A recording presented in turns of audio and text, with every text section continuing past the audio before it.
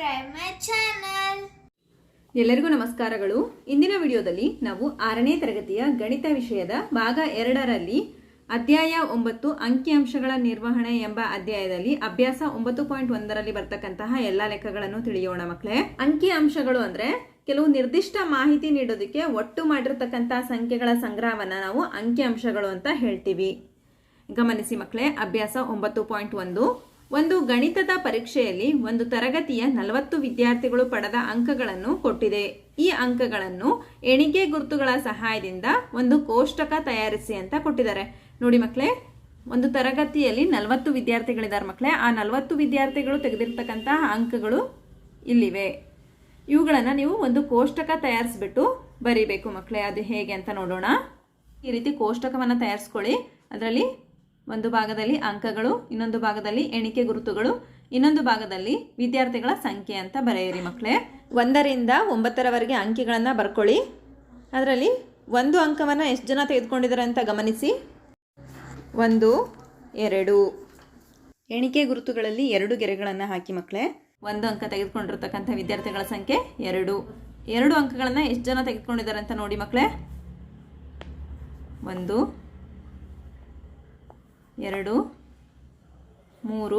3 ಜನ ವಿದ್ಯಾರ್ಥಿಗಳು. ಹಾಗಾಗಿ 3 ಗೆರೆಗಳನ್ನು ಹಾಕಿ ಮಕ್ಕಳೇ. ವಿದ್ಯಾರ್ಥಿಗಳ ಸಂಖ್ಯೆ 3 ಅಂಕಗಳನ್ನು ಎಷ್ಟು ಜನ ತೆಗೆದುಕೊಂಡಿದ್ದಾರೆ ಅಂತ ನೋಡಿ ಮಕ್ಕಳೇ. 1, 2, 3 ಜನ ವಿದ್ಯಾರ್ಥಿಗಳು ತೆಗೆದುಕೊಂಡಿದ್ದಾರೆ. ನೋಡಿ, 3 ಗೆರೆಗಳನ್ನು ಹಾಕಿ. ವಿದ್ಯಾರ್ಥಿಗಳ ಸಂಖ್ಯೆ 3. 4 ಅಂಕಗಳನ್ನು ಎಷ್ಟು ಜನ ತೆಗೆದುಕೊಂಡಿದ್ದಾರೆ ಅಂತ ನೋಡಿ ಮಕ್ಕಳೇ. 1, 2, 3, 4, 5, 6, 7. 1, 2, 3, 4. 5 ಅಂದರೆ ಈ ರೀತಿ ಕ್ರಾಸಲ್ಲಿ ಗೆರೆಯನ್ನು ಹಾಕಬೇಕಿದು 5 ಮಕ್ಕಳೇ. ನಂತರ 2 ಗೆರೆಗಳು 5, 6, 7. 4 ಅಂಕಗಳನ್ನು ತೆಗೆದುಕೊಂಡಂತಹ ವಿದ್ಯಾರ್ಥಿಗಳ ಸಂಖ್ಯೆ 7. ನಂತರ 5 ಅಂಕಗಳನ್ನು ಎಷ್ಟು ಜನ ತೆಗೆದುಕೊಂಡಿದ್ದಾರೆ ನೋಡಿ. 1, 2, 3, 4, 5, 6 ಜನ ವಿದ್ಯಾರ್ಥಿಗಳು ಮಕ್ಕಳೇ. ನೋಡಿ, ಈ ರೀತಿಯಲ್ಲಿ ಬರೆಯಿರಿ ಮಕ್ಕಳೇ. 1, 2, 3, 4. 5 ಅಂದರೆ ಈ ರೀತಿ ಅಡ್ಡಗೆರೆಯನ್ನು ಹಾಕಬೇಕು. 5 ನಂತರ 1. 6 ಜನ ವಿದ್ಯಾರ್ಥಿಗಳು 5 ಅಂಕಗಳನ್ನು ತೆಗೆದುಕೊಂಡಿದ್ದಾರೆ. ನಂತರ 6 ಅಂಕಗಳನ್ನು ಎಷ್ಟು ಜನ ತೆಗೆದುಕೊಂಡಿದ್ದಾರೆ ನೋಡಿ ಮಕ್ಕಳೇ. 1, 2, 3, 4, 5, 6, 7.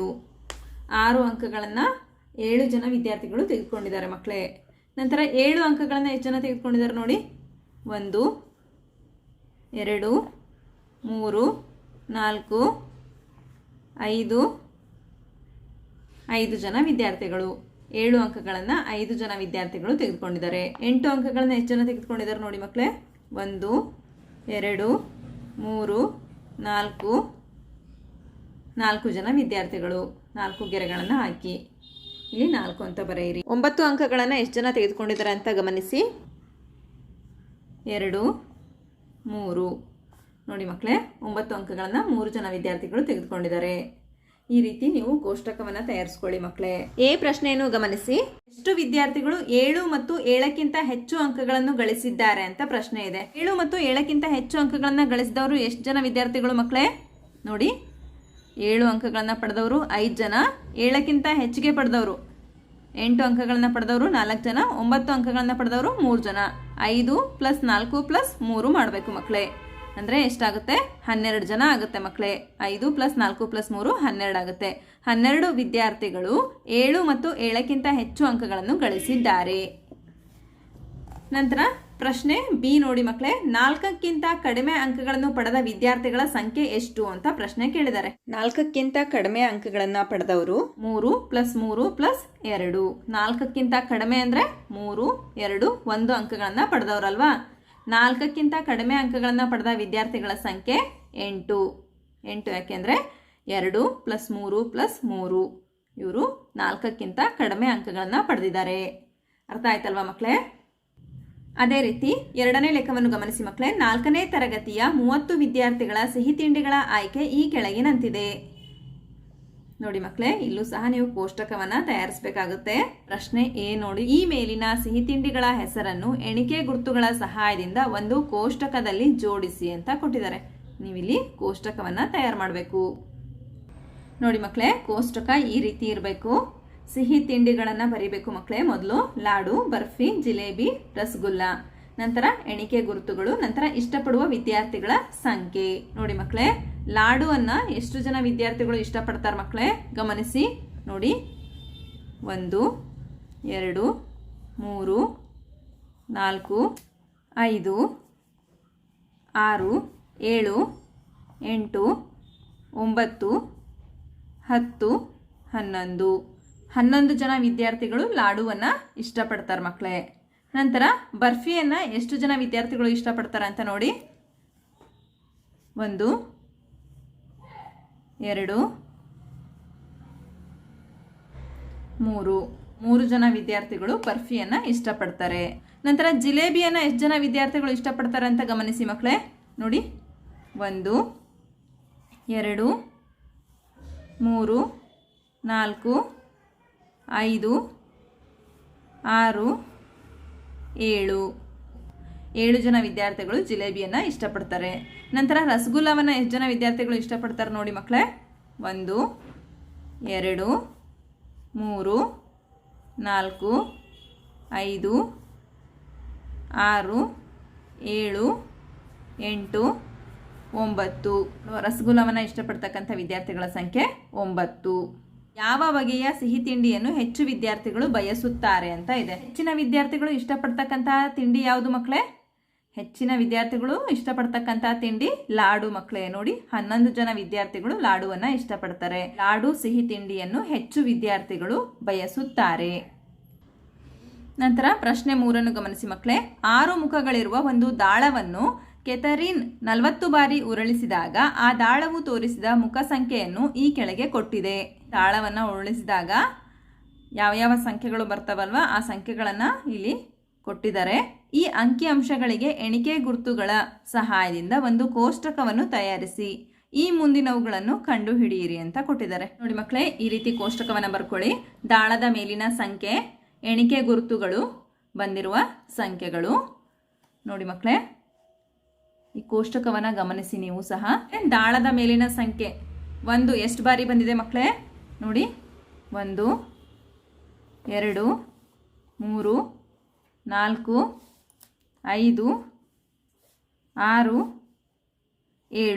7 ಬಾರಿ ಬಂದಿದೆ ಮಕ್ಕಳೇ.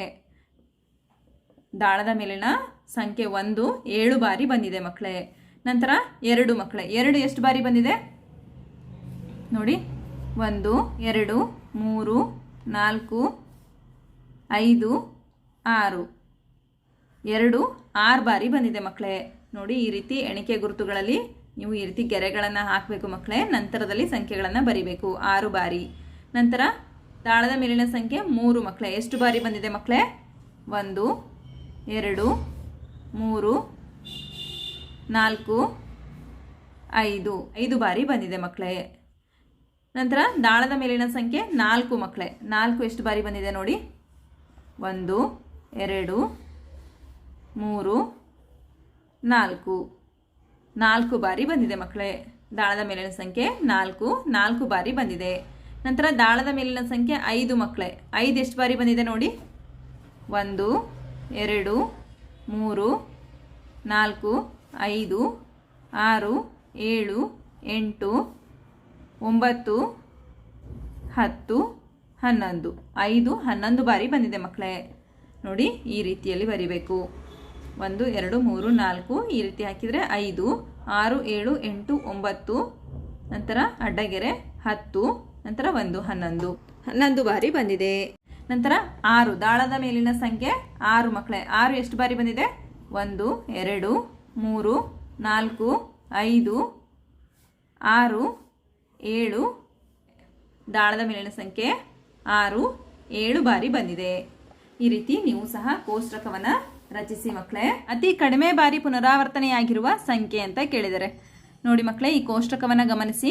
ಅತಿ ಕಡಿಮೆ ಬಾರಿ ಪುನರಾವರ್ತನೆಯಾಗಿರುವ ಸಂಖ್ಯೆ ಯಾವುದು ಮಕ್ಕಳೇ? 4 ಅಲ್ವಾ? ದಾಳದ ಮೇಲಿನ ಸಂಖ್ಯೆ 4 ಬಾರಿ ಮಾತ್ರ ಪುನರಾವರ್ತನೆ ಆಗಿದೆ. ನಂತರ ಬಿ ಲೆಕ್ಕವನ್ನು ಗಮನಿಸಿ ಮಕ್ಕಳೇ. ಅತಿ ಹೆಚ್ಚು ಬಾರಿ ಪುನರಾವರ್ತನೆಯಾಗಿರುವ ಸಂಖ್ಯೆ ಅಂತ ಕೇಳಿದ್ದಾರೆ. ನೋಡಿ, ಅತಿ ಹೆಚ್ಚು ಬಾರಿ ಪುನರಾವರ್ತನೆಯಾಗಿರುವ ಸಂಖ್ಯೆ ಯಾವುದು ಮಕ್ಕಳೇ? 5 ಮಕ್ಕಳೇ.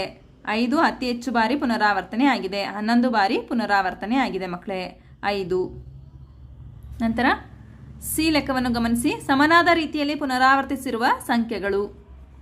ನೋಡಿ ಮಕ್ಕಳೇ, ಸಮನಾದ ರೀತಿಯಲ್ಲಿ ಪುನರಾವರ್ತಿಸಿರುವ ಸಂಖ್ಯೆಗಳು ಯಾವುವು? ನೋಡಿ, ಸಮನಾದ ರೀತಿಯಲ್ಲಿ 7 ಬಂದಿದೆ ಅಲ್ವಾ? 1 ಮತ್ತು 6 ಸಮನಾದ ರೀತಿಯಲ್ಲಿ ಪುನರಾವರ್ತಿಸಿರುವ ಸಂಖ್ಯೆಗಳು 1 ಮತ್ತು 6. 4ನೇ ಲೆಕ್ಕವನ್ನು ಗಮನಿಸಿ ಮಕ್ಕಳೇ. ಈ ಕೆಳಗಿನ ಚಿತ್ರಲೇಖದಲ್ಲಿ 5 ಹಳ್ಳಿಗಳಲ್ಲಿರುವ ಟ್ರ್ಯಾಕ್ಟರ್ಗಳನ್ನು ತೋರಿಸಿದೆ. ಚಿತ್ರಲೇಖವನ್ನು ಗಮನಿಸಿ ಮುಂದಿನ ಪ್ರಶ್ನೆಗಳಿಗೆ ಉತ್ತರಿಸಿ ಅಂತ ಕೊಟ್ಟಿದ್ದಾರೆ ಮಕ್ಕಳೇ. ಒಂದು ಟ್ರ್ಯಾಕ್ಟರ್ ಚಿತ್ರದ ಬೆಲೆ 1. ಎ ಹಳ್ಳಿಯಲ್ಲಿ ಎಷ್ಟು ಟ್ರ್ಯಾಕ್ಟರ್ಗಳಿವೆ? 1 2 3 4 5 6. 6 ಟ್ರ್ಯಾಕ್ಟರ್ಗಳಿವೆ. 6. ನಂತರ ಬಿ ಹಳ್ಳಿಯಲ್ಲಿ ಎಷ್ಟು ಟ್ರ್ಯಾಕ್ಟರ್ಗಳಿವೆ ಮಕ್ಕಳೇ? 1 2 3 4 5. 5 ಟ್ರ್ಯಾಕ್ಟರ್ಗಳಿವೆ.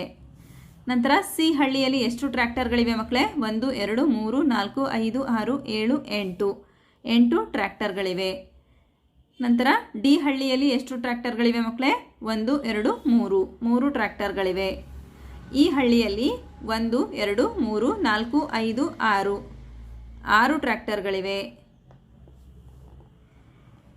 ಇಲ್ಲಿ ಪ್ರಶ್ನೆ ಏನು ಕೇಳಿದ್ದಾರೆ ಅಂದರೆ, ಚಿತ್ರಲೇಖವನ್ನು ಗಮನಿಸಿ ಮುಂದಿನ ಪ್ರಶ್ನೆಗಳಿಗೆ ಉತ್ತರಿಸಿ ಅಂತ ಕೇಳಿದ್ದಾರೆ. ಯಾವ ಹಳ್ಳಿಯಲ್ಲಿ ಅತಿ ಕಡಿಮೆ ಸಂಖ್ಯೆಯ ಟ್ರ್ಯಾಕ್ಟರ್ಗಳಿವೆ? ಡಿ ಹಳ್ಳಿಯಲ್ಲಿ ಅತಿ ಕಡಿಮೆ ಸಂಖ್ಯೆಯ ಟ್ರ್ಯಾಕ್ಟರ್ಗಳಿವೆ. ಇಲ್ಲಿ 3 ಟ್ರ್ಯಾಕ್ಟರ್ಗಳಿವೆ ಮಕ್ಕಳೇ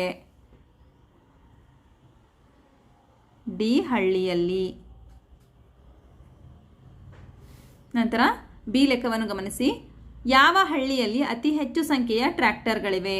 ನೋಡಿ ಮಕ್ಕಳೇ, ಅತಿ ಹೆಚ್ಚು ಸಂಖ್ಯೆ ಅಂದರೆ 8. ಯಾವ ಹಳ್ಳಿಯಲ್ಲಿ ಮಕ್ಕಳೇ? ಸಿ ಹಳ್ಳಿಯಲ್ಲಿ.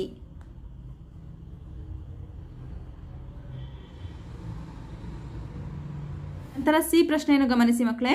ಬಿ ಹಳ್ಳಿಗಿಂತ ಸಿ ಹಳ್ಳಿಯಲ್ಲಿ ಎಷ್ಟು ಹೆಚ್ಚು ಟ್ರ್ಯಾಕ್ಟರ್ಗಳಿವೆ? ನೋಡಿ ಮಕ್ಕಳೇ, ಬಿ ಹಳ್ಳಿಗಿಂತ ಸಿ ಹಳ್ಳಿಯಲ್ಲಿ ಎಷ್ಟು ಹೆಚ್ಚು ಟ್ರ್ಯಾಕ್ಟರ್ಗಳಿವೆ ಅಂತ ಪ್ರಶ್ನೆ ಕೇಳಿದ್ದಾರೆ.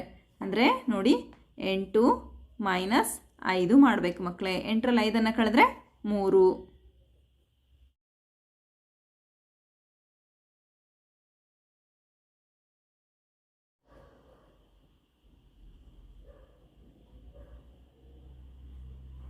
ಡಿ ಪ್ರಶ್ನೆಯನ್ನು ಗಮನಿಸಿ.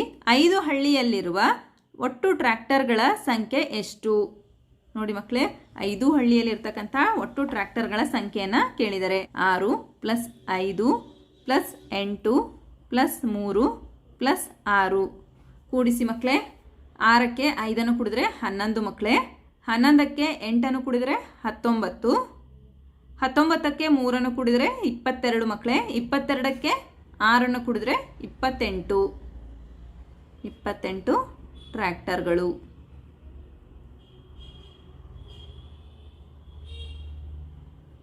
ಐದನೇ ಲೆಕ್ಕವನ್ನು ಗಮನಿಸಿ. ಒಂದು ಶಾಲೆಯಲ್ಲಿರುವ ತರಗತಿವಾರು ಬಾಲಕಿಯರ ಸಂಖ್ಯೆಯನ್ನು ಈ ಕೆಳಗಿನ ಚಿತ್ರನಕ್ಷೆಯಲ್ಲಿ ಕೊಡಲಾಗಿದೆ. ನೋಡಿ ಮಕ್ಕಳೇ, ಇಲ್ಲಿ ಕೋಷ್ಟಕವನ್ನು ಕೊಟ್ಟಿದ್ದಾರೆ, ಇಲ್ಲಿ ತರಗತಿಗಳನ್ನು ಕೊಟ್ಟಿದ್ದಾರೆ, ಇಲ್ಲಿ ಬಾಲಕಿಯರ ಸಂಖ್ಯೆಯನ್ನು ಕೊಟ್ಟಿದ್ದಾರೆ ಮಕ್ಕಳೇ. ಒಂದು ಬಾಲಕಿಯ ಚಿತ್ರಕ್ಕೆ 4 ಬಾಲಕಿಯರು. ಹಾಗಾದರೆ ನೋಡಿ, 1ನೇ ತರಗತಿಯಲ್ಲಿ 1 2 3 4 5 6 ಚಿತ್ರಗಳನ್ನು ಕೊಟ್ಟಿದ್ದಾರೆ.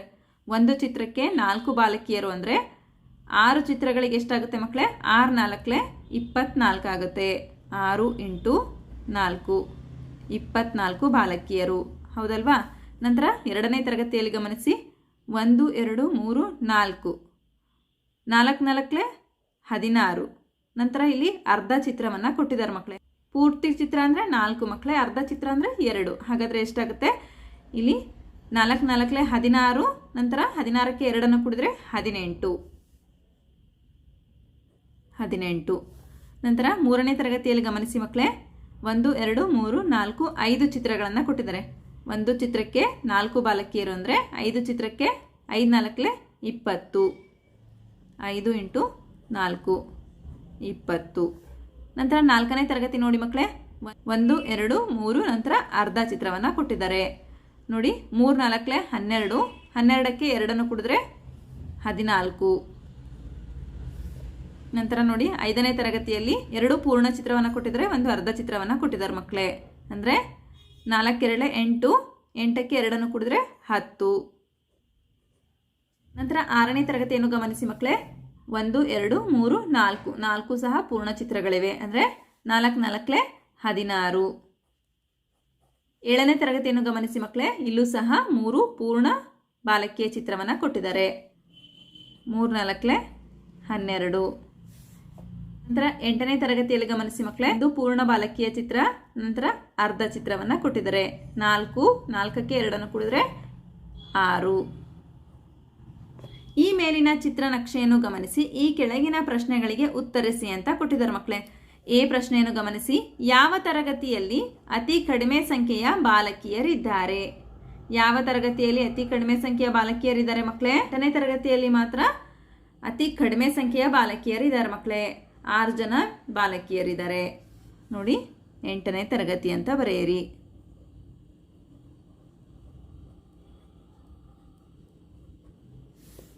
ನಂತರ ಬಿ ಲೆಕ್ಕವನ್ನು ಗಮನಿಸಿ ಮಕ್ಕಳೇ.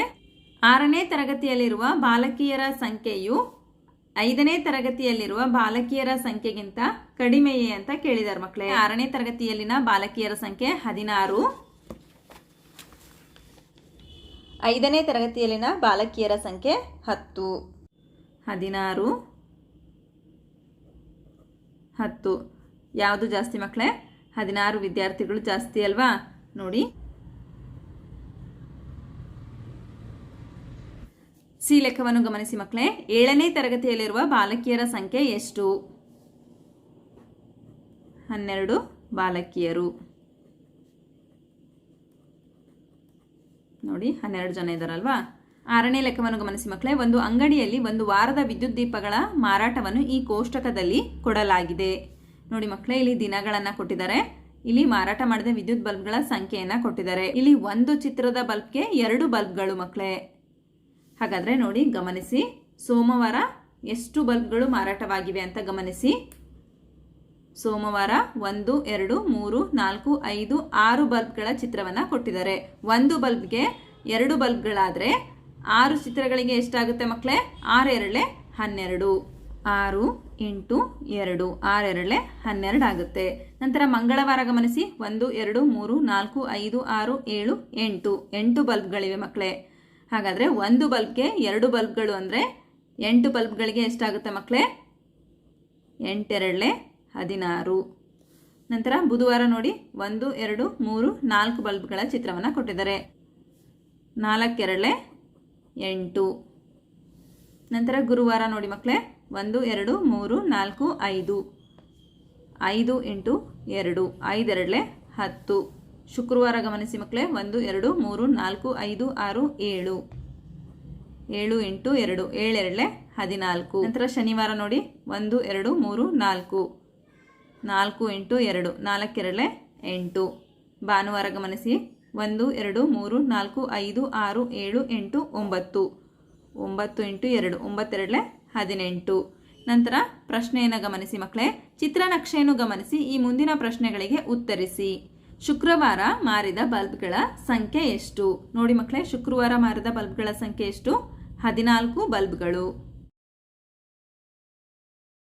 ನಂತರ ಬಿ ಪ್ರಶ್ನೆಯನ್ನು ಗಮನಿಸಿ. ಯಾವ ದಿನದಂದು ಅತಿ ಹೆಚ್ಚು ಬಲ್ಬ್ಗಳು ಮಾರಾಟವಾಗಿವೆ? ಯಾವ ದಿನದಂದು ಅತಿ ಹೆಚ್ಚು ಬಲ್ಬ್ಗಳು ಮಾರಾಟವಾಗಿವೆ ಮಕ್ಕಳೇ? ಗಮನಿಸಿ, ಈ ಕೋಷ್ಟಕವನ್ನು ಗಮನಿಸಿದಾಗ ನಮ್ಗೆ ಗೊತ್ತಾಗುತ್ತೆ ಅಲ್ವಾ? ಭಾನುವಾರದಂತೂ ಹೆಚ್ಚಿನ ಬಲ್ಬ್ಗಳು ಮಾರಾಟವಾಗಿವೆ. ಅಂದರೆ ಇಲ್ಲಿ 18 ಬಲ್ಬ್ಗಳು ಮಾರಾಟವಾಗಿವೆ ಅಲ್ವಾ? ಹಾಗಾಗಿ ಭಾನುವಾರ. ಸಿ ಪ್ರಶ್ನೆಯನ್ನು ಗಮನಿಸಿ ಮಕ್ಕಳೇ. ಯಾವ ದಿನಗಳಲ್ಲಿ ಸಮಾನ ಸಂಖ್ಯೆಯ ಬಲ್ಬ್ಗಳು ಮಾರಾಟವಾಗಿವೆ? ನೋಡಿ, ಸಮಾನ ಸಂಖ್ಯೆಯಲ್ಲಿ ಎಲ್ಲಿ ಬಂದಿವೆ ಮಕ್ಕಳೇ? ಇಲ್ಲಿ 8, ಇಲ್ಲೂ ಸಹ 8 ಮಾರಾಟವಾಗಿವೆ. ಅಂದರೆ ಯಾವ ವಾರ ಮಕ್ಕಳೇ? ಬುಧವಾರ ಮತ್ತು ಶನಿವಾರ.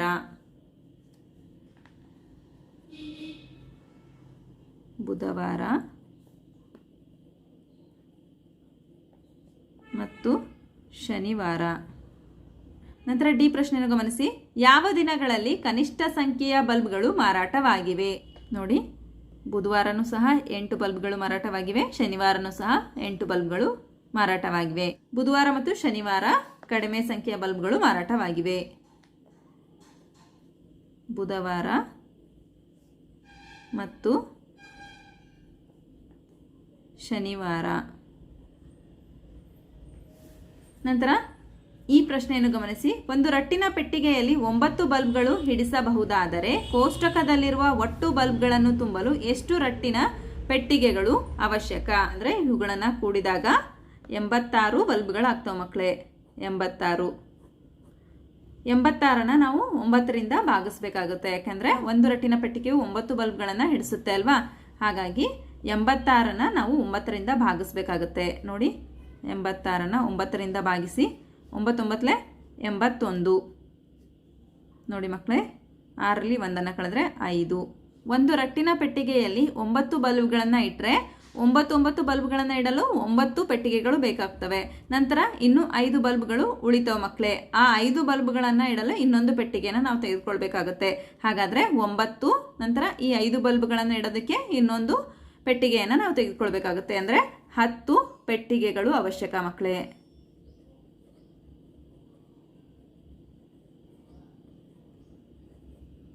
ಹತ್ತು ಪೆಟ್ಟಿಗೆಗಳು ಅವಶ್ಯಕ.